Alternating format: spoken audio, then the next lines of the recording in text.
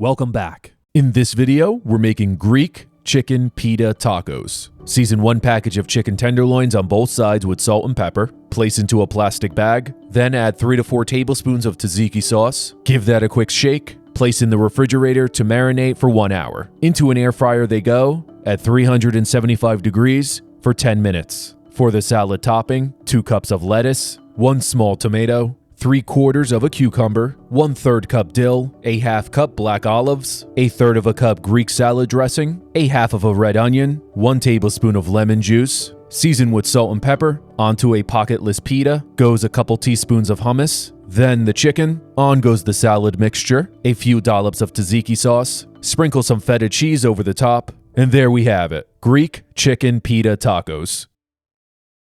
That's it for today, guys. Drop a like and a comment below. Subscribe if you're new. I'll see you next time.